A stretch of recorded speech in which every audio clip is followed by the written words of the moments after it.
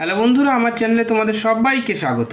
দেখো, report writing, এই report রাইটিংয়ের ওপরে অলরেডি দুটো ভিডিও চ্যানেলে পোস্টেড আছে। তোমরা যদি দেখে না থাকো সবার আগে সেটা আগে দেখে নাও, তারপরে এই রিপোর্ট রাইটিংয়ের দিকে এগিয়ে আসো। আর যদি দেখে থাকো তাহলে চলো এগিয়ে চলো। আর তোমাদের যদি সেই ভিডিওগুলো খুঁজতে অসুবিধা হয়, তার জন্য তোমাদের সুবিধার কথা ভেবে আমি ডেসক্রিপশান বক্সে সেই ভিডিওর লিঙ্ক দেওয়া থাকবে, তোমরা চাইলে সেখান থেকে দেখে নিতে পারো। দেখো, রিপোর্ট রাইটিং একটা ভেরি ইজি একটা জিনিস, অর্থাৎ অত্যন্ত সোজা একটা জিনিস, তবু আমাদের কাছে একটা ভীতির ব্যাপার আছে। রিপোর্ট রাইটিংয়ের ক্ষেত্রে আমরা ভয় পাই যে কিভাবে লেখা সম্ভব।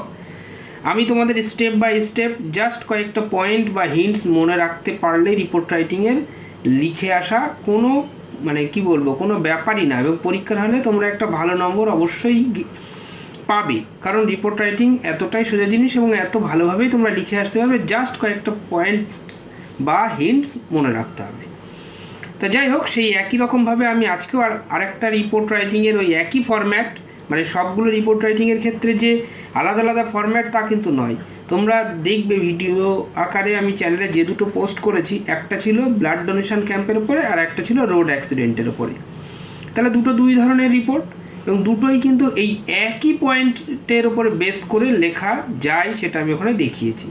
আজ যেটা দেখাবো, তোমরা সবাই জানো কোঝিকোড বা কেরালাতে যে প্লেন দুর্ঘটনা হয়েছিল কিছুদিন আগেই, করোনা পরিস্থিতির মধ্যেই একটা বিশাল বড় দুঃসংবাদ ছিল প্রত্যেকটা ভারতবাসীর কাছে। সেই সম্পর্কে একটা রিপোর্ট তোমাদের লিখে দেখাবো, কারণ এই রিপোর্টটা সামনের আপকামিং পরীক্ষাগুলোতে, প্রতিযোগিতামূলক যে কোনো পরীক্ষায় বলো না কেন, তার মেন্সের জন্য এটা ভীষণ অত্যন্ত ইম্পর্টেন্ট। তাহলে চলো আমরা কিভাবে এই report writing step by step দেখেছিলাম আগের ভিডিওগুলোতে, সেটা আমি একটুখানি এতে রিভাইজ করিয়ে দিচ্ছি। তারপরে আমি নতুনভাবে তোমাদেরকে আজকের রিপোর্ট সম্পর্কে কথা বলবো এবং ওই একই পয়েন্টসের উপরে বেস করে আমরা লিখব। দেখো, রিপোর্ট রাইটিংয়ের ক্ষেত্রে কিন্তু how to write a report জানাটা কিন্তু অত্যন্ত জরুরি। সেক্ষেত্রে পাস্ট টেন্সের ব্যবহার করতে হয়, এটা আমি আগেও বলেছি, এখনও বলছি। ফার্স্ট পার্সনের ব্যবহার করা যাবে না, আই, মি এগুলো ব্যবহার করা যাবে না। থার্ড পার্সনের ব্যবহার আমরা করব। ইনডিরেক্ট স্পিচ সবসময় জন্য ব্যবহার করার চেষ্টা করব। আর প্যাসিভ ভয়েসে রিপোর্টটা লেখার চেষ্টা সবসময়ের জন্য করতে হবে, না হলে কিন্তু তোমাদের রিপোর্ট রাইটিংয়ের ক্ষেত্রে একটু সমস্যা তৈরি হবে। আমি আগের ভিডিওতে যে ফরম্যাটটা বলেছি এখনও সেই একই ফরম্যাট বলছি, চলো দেখে নাও। দেখো, এই সেই ফরম্যাট। সবার শুরুতে কি হেডিং থাকবে বা টাইটেল। যে কোনো রিপোর্টের ক্ষেত্রে হেডিংটা ভীষণ মারাত্মক একটা জিনিস, কারণ এই হেডিং একটা চমকপ্রদ হেডিং দিতে হবে, এবং এই হেডিংয়ের ওপরে বেস করেই কিন্তু সবাই রিপোর্টটা পড়তে উৎসাহিত বোধ করবে। সেই কারণে এই হেডিংটা কিন্তু অত্যন্ত জরুরি একটা জিনিস, এবং ভীষণ চমকপ্রদ একটা হেডিং দিতে পারলে কিন্তু কেল্লা ফতে।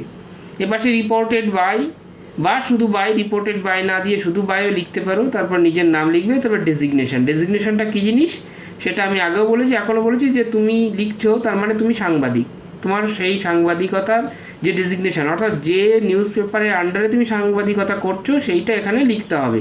এবার সে প্লেস, যে জায়গার ঘটনাটা, এবং ডেট, কোন ডেটের এই ঘটনা।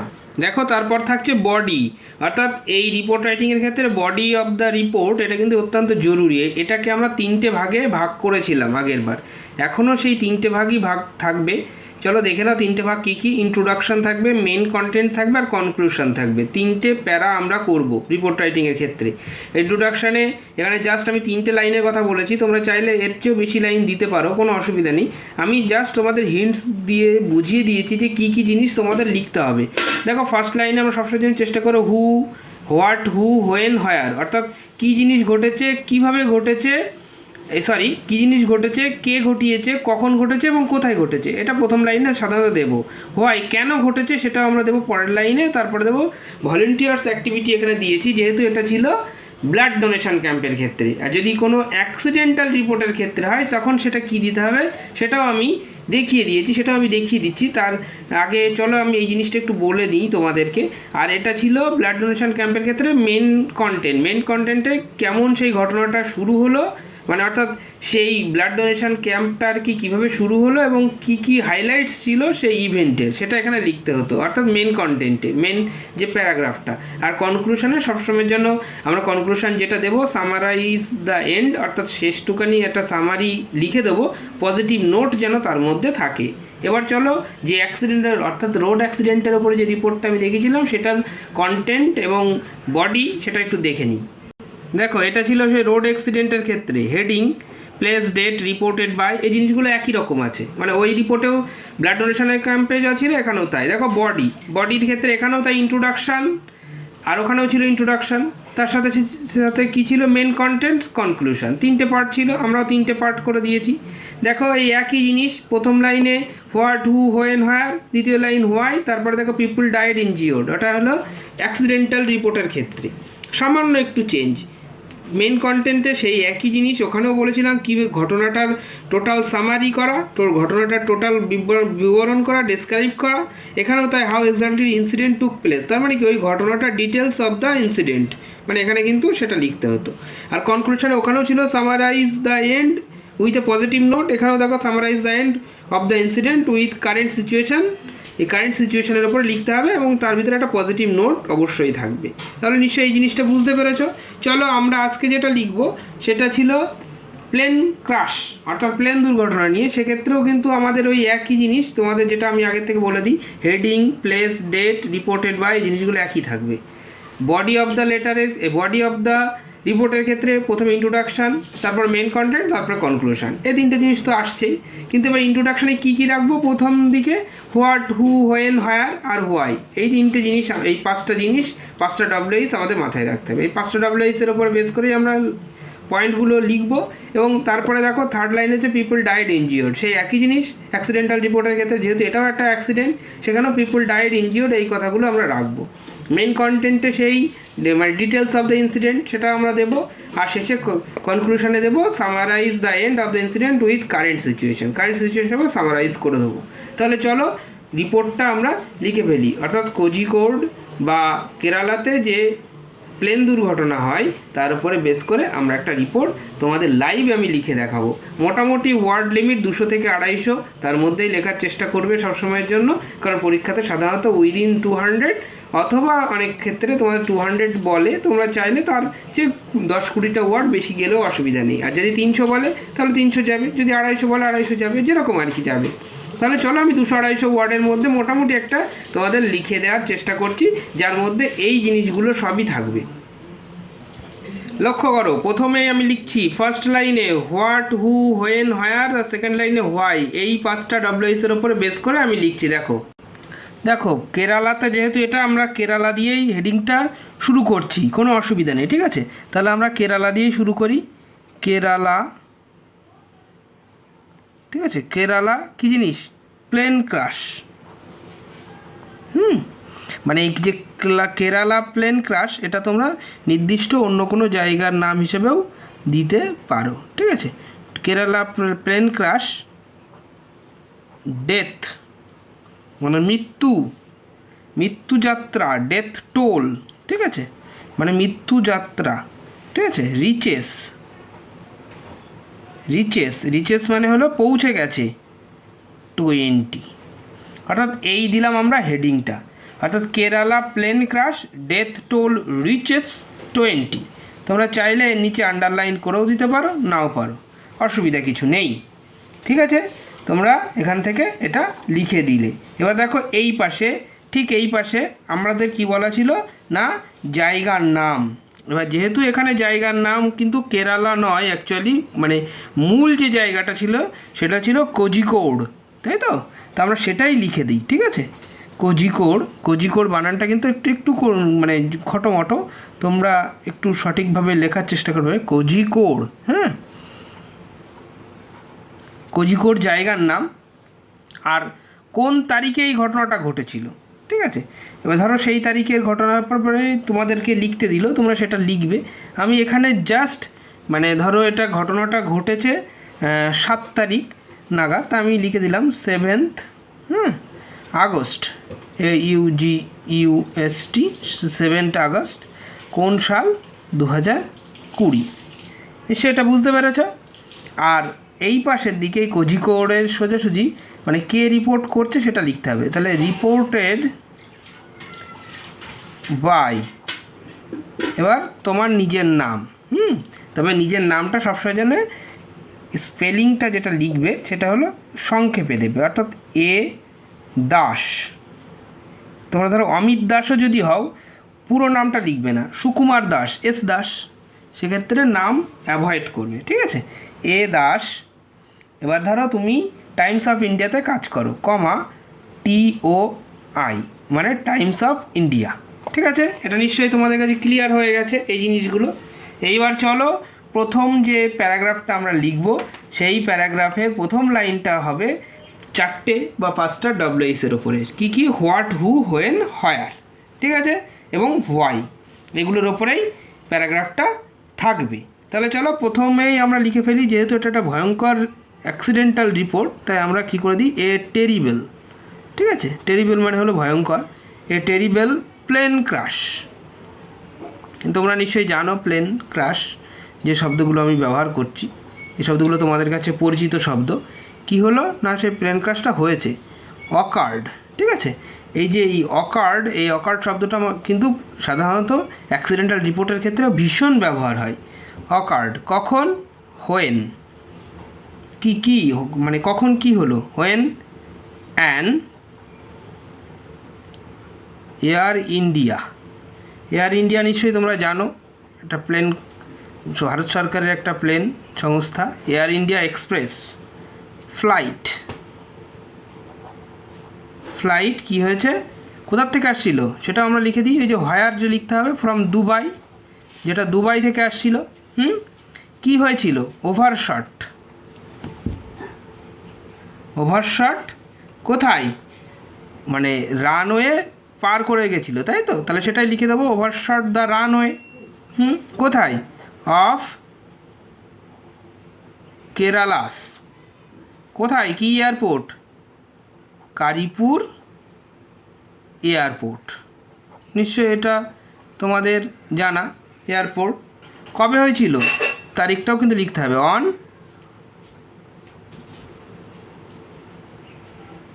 The 6th August 2020। এবার ধরো তোমরা যদি এখানে 8 দিতে তাহলে এখানে 7 দেবে, ঠিক আছে। সাধারণত যেদিন ঘটনাটা ঘটে তার পরের দিন আর কি রিপোর্টটা হয়, তাই এই রিপোর্ট যেদিন হচ্ছে সেই দিনের তারিখ এখানে, এবং কোন দিন ঘটনাটা ঘটেছে সেই তারিখটা এখানে থাকবে, ঠিক আছে। এবার দেখো ঘটনার চক্রের সাথে সাথে দেখো প্রথম যে পয়েন্ট 4টে ছিল, মানে অর্থাৎ WH ছিল, তারপর লিখে ফেলেছি কি, কে, কখন, কোথায়, এই 4টে লিখে ফেলেছি। এবার লিখবো হোয়াই, মানে কেন ঘটনাটা ঘটলো, মানে ঘটনাটার মেন কারণটা কি। দেখো লিখছি, ইট ফেইল্ড, ব্যর্থ হয়েছিল। কি ব্যর্থ হয়েছিল, টু হোল্ড কি, অন দ্য রানওয়ে, অর্থাৎ রানওয়ের ওপরে চলাটা আর কি ও বেশিক্ষণ চলতে পারেনি, সেটাও ওখান থেকে ফেল করে গেছিলো, অর্থাৎ রানওয়ে শেষ হওয়ার আগে যে দাঁড়িয়ে পড়া সেটাও সে করতে পারেনি। কেন, তার কারণটা কি ছিল, ডিউ টু পুওর ওয়েদার, অর্থাৎ খারাপ আবহাওয়া, ওয়েদার কন্ডিশন, ঠিক আছে, খারাপ ওয়েদার আবহাওয়ার কারণে। আর কি হয়েছিল, অ্যান্ড স্লিপ খেয়েছিল, তাই তো, স্কিডেড, সেই স্লিপ খাওয়া ইংরেজিতে কিন্তু স্কিডেড বলে, হ্যাঁ। তাহলে স্কিডেড, স্লিপ খেয়ে কী হলো, ফর মোর দ্যান 75 মিটার। দেখো 75 মিটারেরও বেশি আর কি ও স্লিপ কেটে চলে গিয়ে এই দুর্ঘটনাটা ঘটে। তাহলে কেন ঘটলো সেটা আমরা কিন্তু এখানে বলে দিলাম। দেখো তার পরের লাইন কী ছিল, পিপল ডায়েড বা ইনজিওর্ড, মানে লোকজন কতজন মারা গেল, আহত হলো, এই জিনিসগুলো আমাদের পরের লাইনে দিতে হবে। চলো আমরা সেটাই দিয়ে দিই। দেখো আহত নিহতর জিনিসগুলো আমরা এখানে লিখে দিচ্ছি, অ্যাজ মেনি অ্যাজ 20, মানে 20 জন মারা গেছে। হ্যাঁ, 20 পিপল। কি হলো না, তার মধ্যে নিশ্চয়ই কেউ স্পেশাল কিছু থাকবে। অন্যান্য রিপোর্টের ক্ষেত্রে যদি বাচ্চা থাকে লিখে দেবে ইনক্লুডিং, যতজন বাচ্চা ছিল ততগুলো বাচ্চার কথা।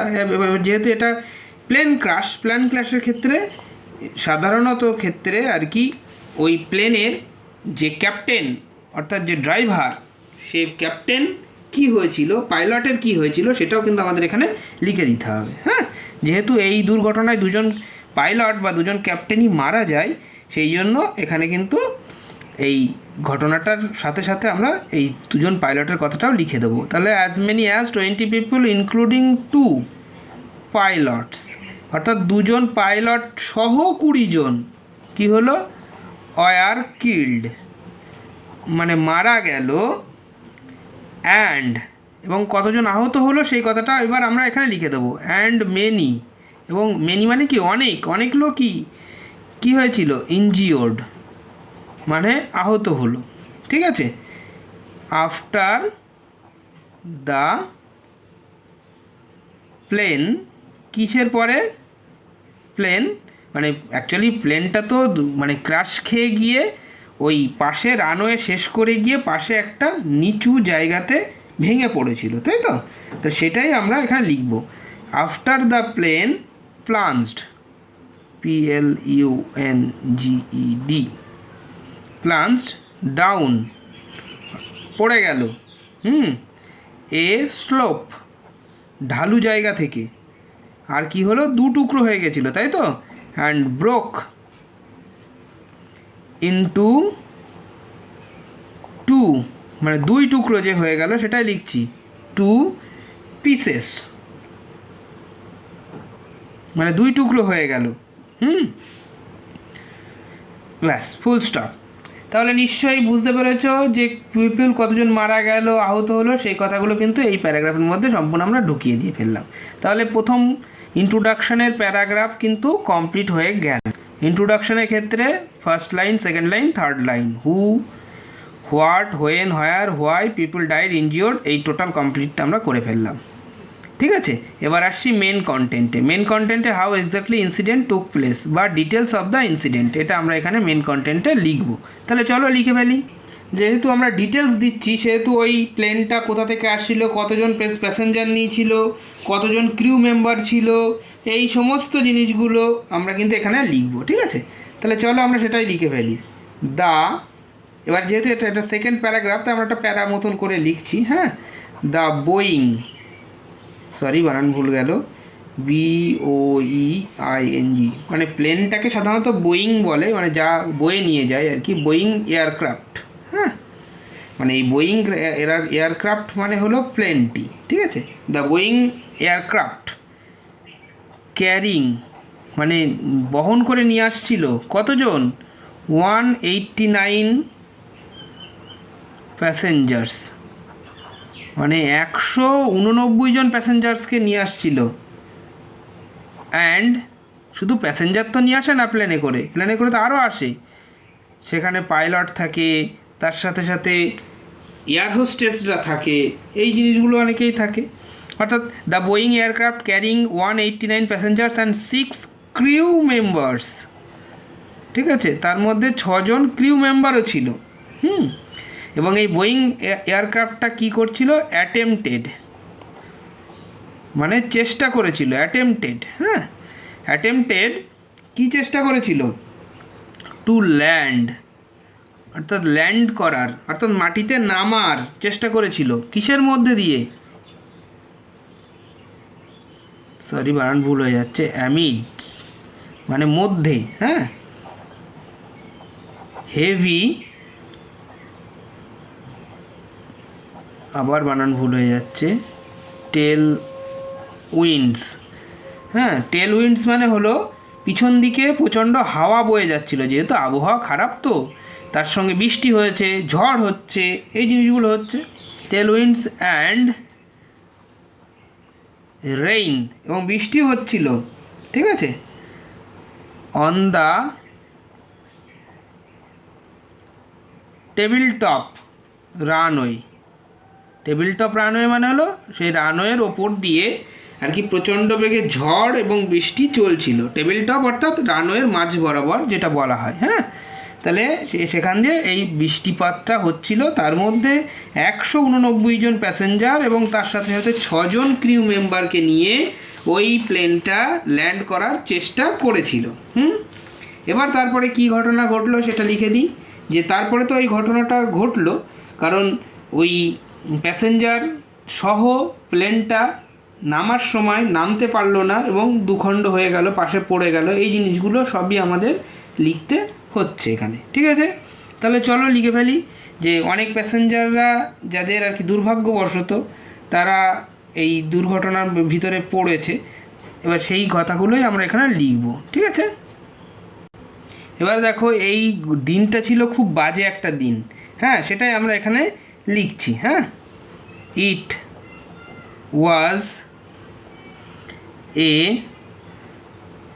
ব্ল্যাক মানে কিন্তু কালো। হ্যাঁ, ব্ল্যাক ফ্রাইডে, যেহেতু ওই দিনটা ছিল ফ্রাইডে তাই ফ্রাইডে লিখলাম। ব্ল্যাক ফ্রাইডে মানে হলো অর্থাৎ অন্ধকারতম ফ্রাইডে। কারণ কি অন্ধকার কেন, যারা মারা গেল, যারা আহত হলো তাদের কাছে তো একটা খারাপ দিনই। তাহলে black Friday for all the passengers, মানে ওই প্যাসেঞ্জার্সদের জন্য এটা ছিল একটা কালোতম ফ্রাইডে, অর্থাৎ একটা খারাপ শুক্রবার।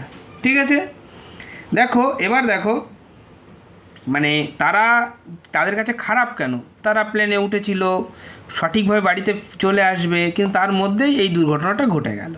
ঠিক আছে, এবার চলো সেই পিছনের ঘটনাগুলো লিখে দিই। হ্যাঁ, দে আফটার এ লং ওয়েট, তোমরা সবাই জানো যে প্যান্ডেমিক যে করোনা ভাইরাস, তার জন্য সমস্ত দেশে ভারতীয়রা আটকে ছিল এবং তাদেরকে উদ্ধারের উদ্দেশ্যেই এই প্লেনটা দুবাই থেকে ভারতীয়দেরকে ফেরত নিয়ে আসছিল। তাহলে সেই ভারতীয়রা অনেক দিন ধরেই সেখানে দুবাইতে ওয়েট করছিলেন, তারা ফিরে আসতে চাইছিল, তার মধ্যে এই দুর্ঘটনায় পড়ে। তাহলে দে আফটার এ লং ওয়েট, তারা অনেক অপেক্ষা করার পর ম্যানেজড টু গেট টিকিটস, তারা টিকিট পাওয়ার চেষ্টা করেছিল ইন দ্য ফ্লাইট, অর্থাৎ সেই প্লেনের টিকিট তারা অনেক কষ্ট করে পেয়েছিল। কোথা থেকে? ফ্রম দুবাই থেকে। বুঝতে পেরেছ? আর এই যে যাত্রীদেরকে ফেরত আনা হচ্ছিল, এটা কিসের জন্য? এটা নিশ্চয়ই তোমরা জানো। It was a part of the centre's Vande Bharat mission. ঠিক আছে, এটা নিশ্চয়ই তোমরা জানো যে বন্দে ভারত মিশনের উদ্দেশ্যে ওদেরকে ফেরত আনা হচ্ছিল, যে সমস্ত দেশবাসী যারা এই করোনা ভাইরাসের জন্য বাইরে আটকে আছে তাদেরকে ফেরত আনা হবে। ঠিক আছে, বন্দে ভারত মিশন টু কিসের জন্য? তাদেরকে বের করে আনা হবে। টু এভাকুয়েট ইন্ডিয়ানস, কোথা থেকে? মানে যারা আটকে আছে, তাই তো? আটকে থাকা ইংরাজি হলো স্ট্র্যান্ডেড। হ্যাঁ, স্ট্র্যান্ডেড অ্যাব্রড মানে বাইরের দেশে আটকে আছে। কিসের জন্য? ডিউ টু কিসের জন্য? Corona virus pandemic. Corona virus প্যান্ডেমিকের জন্য তারা দেশের বাইরে আটকে আছে, তাদের সেই কারণে ফেরত আনা হচ্ছিল, তাই তো? এবার দেখো, প্লেন যখন দুর্ঘটনা ঘটলো তার সাথে সাথে নিশ্চয়ই সেই জায়গায় উদ্ধার কার্যের জন্য লোকজন যাবে, তাহলে এই কথাগুলো তো আমাদের লিখতে হবে। তাহলে চলো লিখে ফেলি। দ্য ফায়ার ফোর্স, অর্থাৎ নিশ্চয়ই ফায়ার ব্রিগেডের লোকেদেরকে আমরা ফায়ার ব্রিগেড বা ফায়ার ফোর্স দুটোই ব্যবহার করতে পারি। ফায়ার ফোর্স পার্সোনেলস, অর্থাৎ ফায়ার ফোর্সের লোকজনেরা রিস্ট পৌঁছালো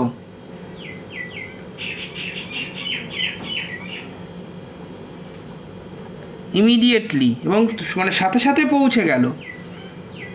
আর কি করলো? অ্যান্ড শিফট করে দিল কাদেরকে? দ্য ইনজিওর্ড টু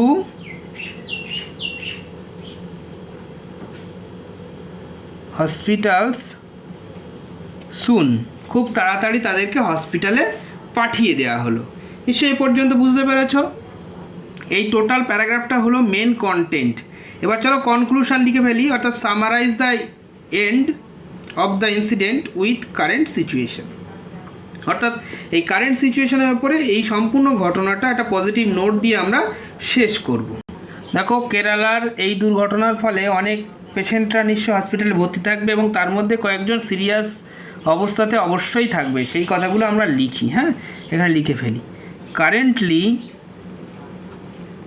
মানে বর্তমানে, ঠিক আছে, বর্তমানে 149 পিপল, বা প্যাসেঞ্জার্সও লিখতে পারো, ঠিক আছে, আর ইন ভেরিয়াস হসপিটালস, অর্থাৎ বিভিন্ন রকম হাসপাতালগুলোতে বিভিন্ন রকম পেশেন্টরা আছে। আউট অফ হুইচ, অর্থাৎ তার মধ্যে কতজন? ধরো 23। তোমরা এই সংখ্যাগুলো চেঞ্জও করে দিতে পারো। হ্যাঁ, পরীক্ষায় যদি হিন্টসে যার যা সংখ্যা দেবে সেগুলো এখানে ব্যবহার করবে। আর ইন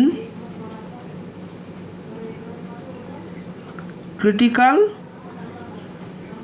কন্ডিশন, ঠিক আছে, মানে 23% 149 জনের মধ্যে ক্রিটিক্যাল কন্ডিশনের মধ্যে দিয়ে যাচ্ছে। এবার দেখো, পজিটিভ একটা নোট দিতে হবে, এই কারণে বললাম কারণ সেখানে সরকারি একটা হস্তক্ষেপ থাকবেই। চলো সেটাই লিখে দিই। দ্য কেরালা গভর্নমেন্ট, অর্থাৎ সরকার, কেরালা সরকার কি করেছে? হ্যাজ অ্যানাউন্সড, মানে ঘোষণা করেছে। কি ঘোষণা করেছে? 10 লক্ষ টাকা। কি জিনিস দেবে? কম্পেনসেশন, অর্থাৎ ক্ষতিপূরণ। কাদেরকে? টু দ্য ফ্যামিলিজ, অর্থাৎ সেই পরিবারগুলোর, অফ দোজ, তাদের, who died in the Air India crash, অর্থাৎ ওই যে প্লেন ক্রাশ হলো তাতে ক্ষতিপূরণ হিসাবে যারা মারা গেছে তাদের পরিবারকে 10 লক্ষ করে টাকা দেওয়া হবে, এটা ঘোষণা করা হয়েছে, ঠিক আছে। আর যারা অসুস্থ আছে তাদেরকে কি হবে? The medical expenses of the, sorry, of those লেখো এখানে, হ্যাঁ, অফ দোজ আন্ডার ট্রিটমেন্ট, মানে ট্রিটমেন্টের আন্ডারে যারা আছে তাদেরগুলো কি হবে? উইল বি টেকেন ওভার, অর্থাৎ দায়িত্ব নেওয়া হবে কাদের দ্বারা? বাই দ্য স্টেট গভর্নমেন্ট, ঠিক আছে। এটা নিশ্চয়ই বুঝতে পেরেছ। আর এই জিনিসগুলোর সাথে সাথে নিশ্চয়ই সমস্ত ঘটনা যখন ঘটে তার সাথে সাথে তোমরা এই জিনিসটা তো নিশ্চয়ই জানো যে একটা ইনভেস্টিগেশনের প্রয়োজন হয়। কেন ঘটলো, পরবর্তীকালে অন্য কোনো ব্যাপার ট্যাপার ছিল কি না, ওই যে পাইলটরা ছিল পাইলটরা কোনো মদ্যপান করেছিল কিনা, এই জিনিসগুলোর প্রয়োজন পড়ে। তাই আমরা লাস্ট সেন্টেন্স যে কোনো অ্যাক্সিডেন্টের ক্ষেত্রে এই সেন্টেন্সটা লিখে দেওয়া যাবে, ঠিক আছে। Further investigation, further investigation regarding the incident is going on by the police. তাহলে এই হলো টোটাল রিপোর্টটা কিন্তু কমপ্লিট হলো। তাহলে নিশ্চয়ই বুঝতে পেরেছো আমরা জাস্ট কতগুলো পয়েন্ট বা হিন্টস মনে রাখতে পারলেই কিন্তু একটা রিপোর্ট লেখা সম্ভব। ভিডিওটি ভালো লাগলে অবশ্যই বন্ধুদের সঙ্গে শেয়ার করো এবং আমাকে কমেন্ট করে জানাও তোমাদের কেমন লাগলো। ভিডিওটি দেখার জন্য অসংখ্য অসংখ্য ধন্যবাদ।